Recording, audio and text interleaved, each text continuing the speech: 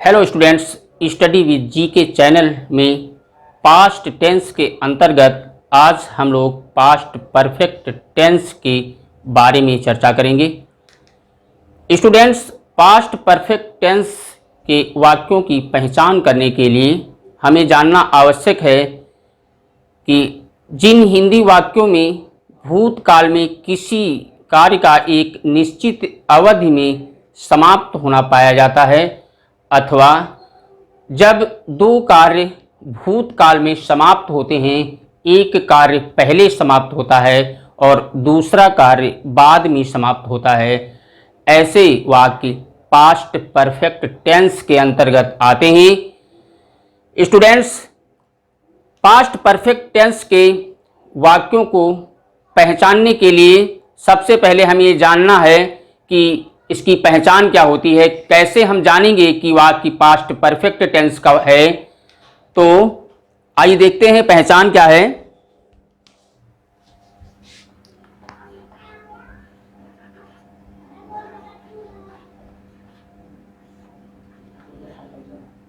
जिन हिंदी वाक्यों के अंत में चुका था, चुकी थी, चुके थे या था, ई थी, ए थे आदि शब्द आते हैं, ऐसे वाक्य पास्ट परफेक्ट टेंस के होते हैं। जैसे उदाहरण के तौर पे हम समझ लें, सीता घर जा चुकी थी, घनश्याम पुस्तक पढ़ चुका था, रेलगाड़ी स्टेशन पर जा चुकी थी, बढ़ई मेज बना चुका था आदि वाक्यों में चुका था, चुकी थी, चुके थे शब्दों का प्रयोग हुआ है। इससे हमें पता चला कि ये वाक्य पास्ट परफेक्ट टेंस के हैं। तो आइए हम देखते हैं कि पास्ट परफेक्ट टेंस के साधारण वाक्यों का अंग्रेजी में अनुवाद करने के क्या क्या नियम हैं। स्टूडेंट्स, अफर्मेटिव सेंटेंस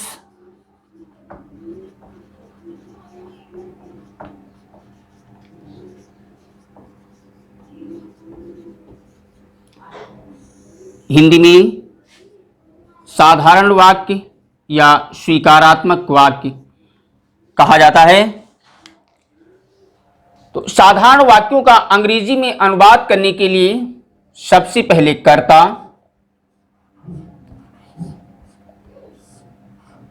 उसके बाद में सहायक क्रिया,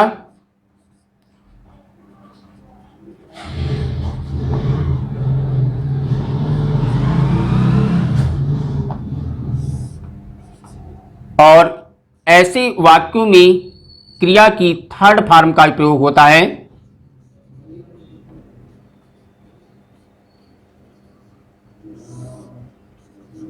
और लास्ट में कर्म लिखा जाता है। जैसे एक उदाहरण देख लेते हैं।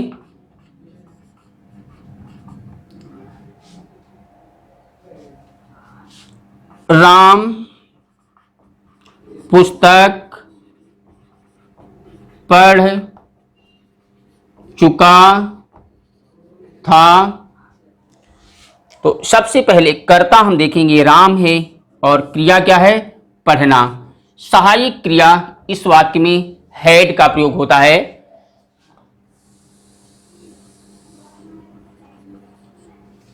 चाहे एक वचन कर्ता हो या बहुवचन कर्ता हो, दोनों कर्ताओं के साथ में हम सहायक क्रिया हैड का प्रयोग करते हैं।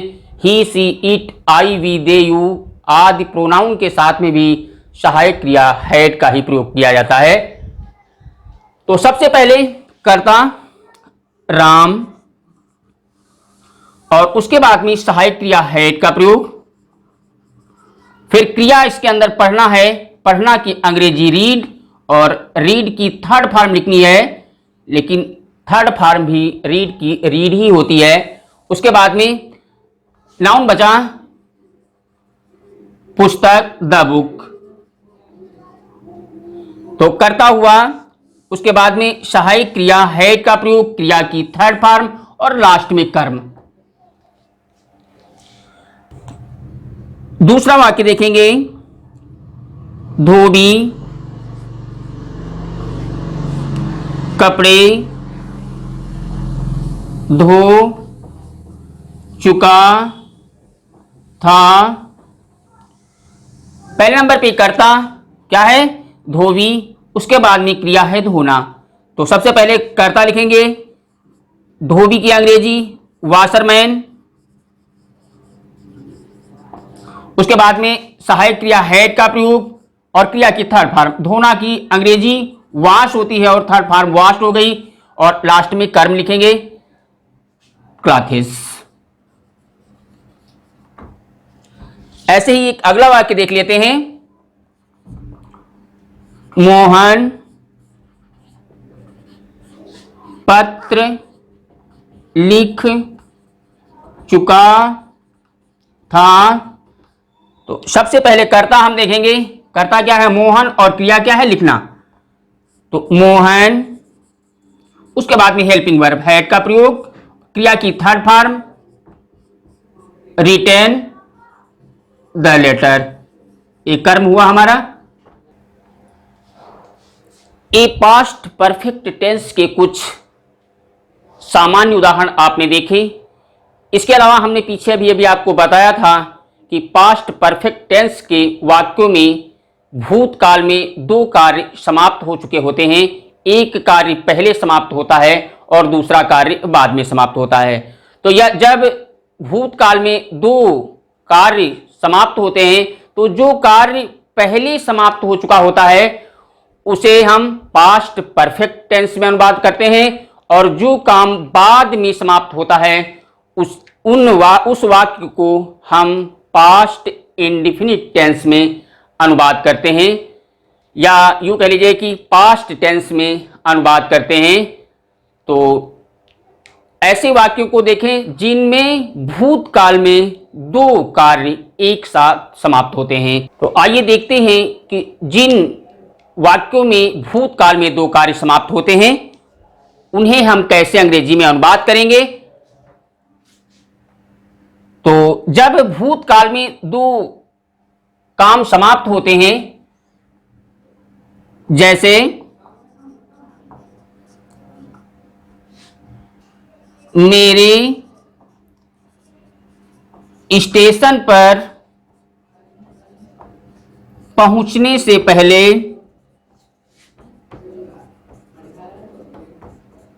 गाड़ी जा चुकी थी। तो यहां पर हम देखते हैं कि दो काम हुए हैं। पहला काम क्या हुआ है कि मैं स्टेशन पर पहुंचा, और दूसरा काम क्या हुआ है जाकर के कि गाड़ी जा चुकी थी। तो सबसे पहले हम ये जरूर समझ लें कि कौन सा कार्य पहले हुआ है। जो कार्य पहले हुआ है उसका अंग्रेजी में अनुवाद पास्ट परफेक्ट टेंस में करेंगे, और जो कार्य बाद में हुआ है उसे पास्ट इंडेफिनिट में अनुवाद करेंगे। तो पहले काम क्या हुआ, मैं स्टेशन पर जब पहुंचा तो गाड़ी जा चुकी थी, इसका मतलब है गाड़ी पहले जा चुकी थी, उसके बाद में हम स्टेशन पर पहुंचे। तो इधर वाला ट्रांसलेशन पहले बनेगा और इसको बनाना है पास्ट परफेक्ट टेंस में। तो क्या बनाएंगे, द ट्रेन, और उसके बाद में सहायक क्रिया हैड का प्रयोग और क्रिया की थर्ड फॉर्म, क्रिया क्या है जाना, और जाना की थर्ड फॉर्म गॉन। अब वाक्य में जिन शब्दों से वाक्य को जोड़ा जाता है उस शब्द की अंग्रेजी लिखने के बाद में बाद वाले कार्य का अनुवाद पास्ट टेंस में करते हैं। तो पहले की अंग्रेजी बिफोर, और अब दूसरा जो कार्य समाप्त हुआ है मेरे स्टेशन पर पहुंचने से, तो मेरे की अंग्रेजी आई। जब कर्ता के रूप में मेरे की अंग्रेजी लिखी जाती है तो आई लिखी जाती है, वैसे मेरे की अंग्रेजी माई होती है। तो यहां पर ये दूसरा वाक्य है, यहां पर आई कर्ता के रूप में प्रयोग हुआ है, और उसके बाद में क्रिया पहुंचना रीच। और इसकी सेकंड फॉर्म लगती है क्योंकि पास्ट इंडेफिनिट टेंस में क्रिया की सेकंड फॉर्म का प्रयोग करते हैं। फिर कर्म बचा जाकर के स्टेशन, दी स्टेशन।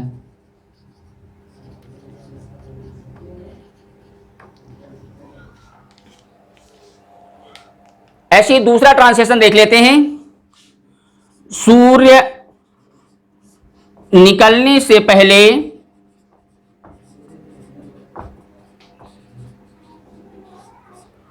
वे चाय पी चुके थे। तो पहला काम कौन सा हुआ है जाकर के, वे चाय पी चुके थे सूरज निकलने से पहले। इससे मालूम हो रहा है कि सूरज बाद में निकला और चाय पहले पी। तो इधर वाले ट्रांसलेशन का हम अनुवाद करेंगे पास्ट परफेक्ट में, वे, दे, उसके बाद हेल्पिंग वर्ब हैड का यूज और क्रिया की थर्ड फॉर्म पीना। क्रिया है इसके अंदर, third form drunk the T, ये लास्ट में कर्म। और अब दूसरा वाक्य बनाने से पहले हम जो पहले इसकी अंग्रेजी पहले लिख लेते हैं, बिफोर। उसके बाद में सूर्य की अंग्रेजी द सन, और निकलना की सेकेंड फॉर्म रोज। एक अगला वाक्य और देख लेते हैं।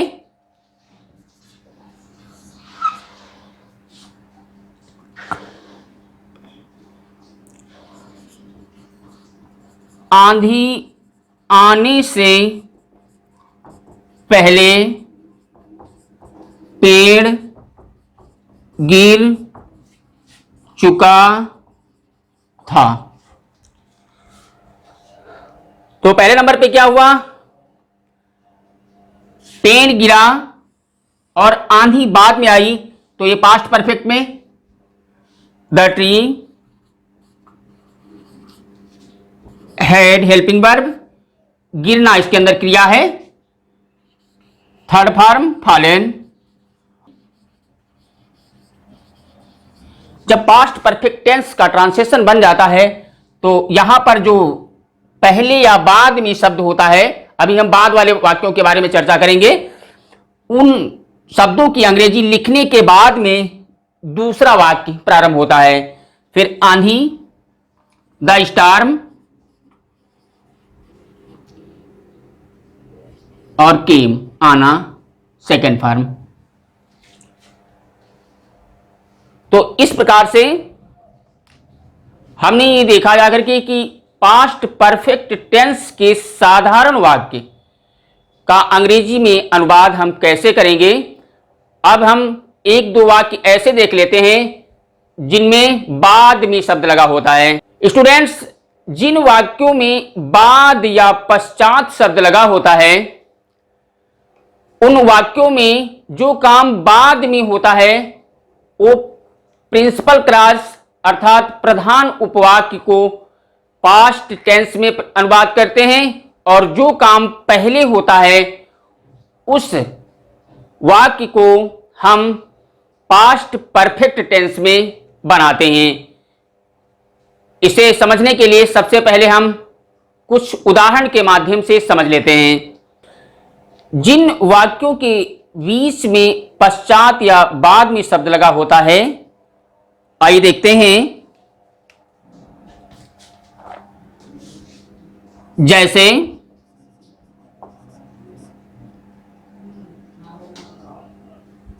खाना खाने के बाद वह सो गया।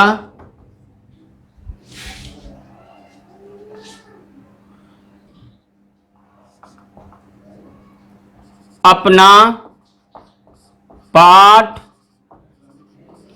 याद करने के बाद उसने खाना खाया। तो ये दो वाक्य ऐसे हैं जिनमें बाद शब्द का प्रयोग किया गया है और ऐसे ट्रांसलेशंस में हमने अभी भी आपको बताया था कि जो कार्य बाद में हुआ है उस ट्रांसलेशन को पास्ट टेंस में, और जो काम पहले हुआ है उसको पास्ट परफेक्ट टेंस में हम बात करते हैं। तो क्या हुआ है, खाना खाने के बाद वो सो गया है, अर्थात वो सोया बाद में है, खाना पहले खाया है। तो जो बाद वाला ट्रांसलेशन है उसको पास्ट इंडेफिनिट टेंस में बनाएंगे। करता क्या है, वह ही, और उसके बाद में सोना, और सोना की अंग्रेजी स्लीप, और क्रिया की सेकंड फॉर्म, क्योंकि इसको पास्ट टेंस में बना रहे हैं इसलिए क्रिया की सेकंड फॉर्म ही स्लेप्ट। और जब एक कार्य समाप्त हो चुका है उसका ट्रांसलेशन बन जाता है, दूसरे वाक्य की अंग्रेजी बनाने से पहले बाद या पहले शब्द की अंग्रेजी लिखने के बाद ही दूसरा वाक्य प्रारंभ किया जाता है, आफ्टर। अब इसको पास्ट परफेक्ट में बनाएंगे। कर्ता ले लेते हैं, कर्ता छिपा हुआ है ही, और उसके बाद में सहायक क्रिया हैड का प्रयोग, खाना की अंग्रेजी ईट, और थर्ड फॉर्म ईटेन, और भोजन द फूड। ऐसे ही इस ट्रांसलेशन को भी देख लेते हैं। कर्ता क्या है, उसने, ही या सी, उसके बाद में खाना की अंग्रेजी एट, क्योंकि खाना क्रिया है और खाना की अंग्रेजी ईट होती है, इसको पास्ट टेंस में बना रहे हैं, तो क्रिया की सेकंड फॉर्म लिखी जाएगी एट हो गई, और उसके बाद में भोजन द फूड। अब हम बाद की अंग्रेजी आफ्टर,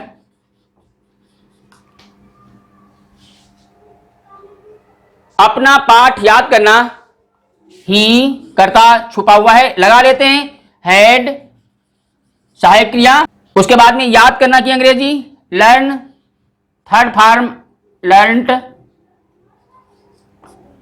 अपना पाठ अपना की अंग्रेजी हिज, और पाठ लेसन, क्योंकि ही के साथ में अपना की अंग्रेजी हिज होती है। अगर यहां पर हम सी मान लेते हैं तो यहां पर अपना की अंग्रेजी हर होगी।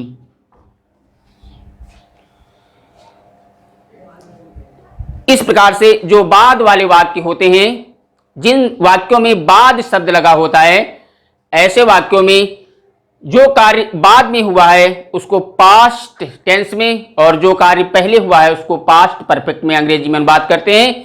ऐसे ही हम ये देखेंगे कि कुछ वाक्य ऐसे होते हैं जिन वाक्यों के बीच में पहले ही शब्द लगा होता है। ऐसे वाक्यों का अंग्रेजी में अनुवाद बनाने के लिए क्या करते हैं, देखें।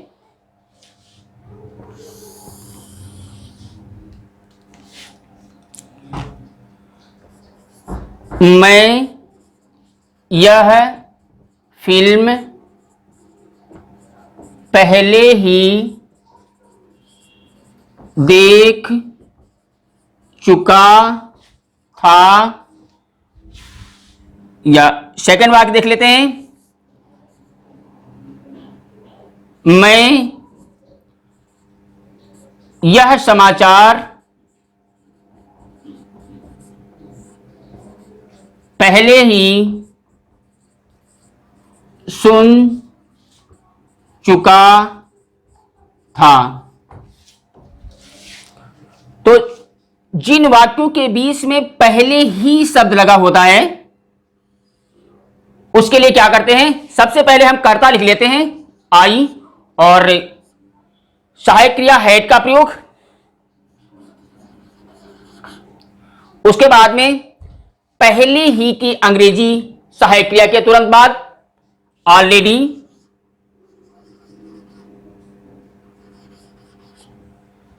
फिर क्रिया की थर्ड फॉर्म कर्ता सहायक क्रिया और क्रिया की थर्ड फॉर्म। लेकिन जब वाक्य में पहले ही शब्द लगा होता है तो सहायक क्रिया के तुरंत बाद पहले ही की अंग्रेजी के लिए ऑलरेडी। यहां पर पहले शब्द नहीं है, पहले ही लिखा हुआ है, इसलिए इसकी अंग्रेजी चेंज हो गई और पहले ही के लिए हम ऑलरेडी यूज करेंगे। फिर देखना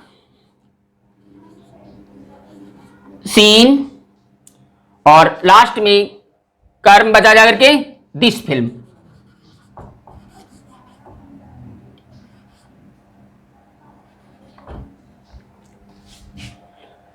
ऐसे ही ऊपर जैसे वाक्य बनाया है वैसे ही दूसरा वाक्य भी बना लेते हैं हम। सबसे पहले आई, उसके बाद में हेल्पिंग वर्ब हैड का यूज, पहले ही की अंग्रेजी ऑलरेडी, सुनना की थर्ड फॉर्म हर्ड, यह समाचार दिस न्यूज।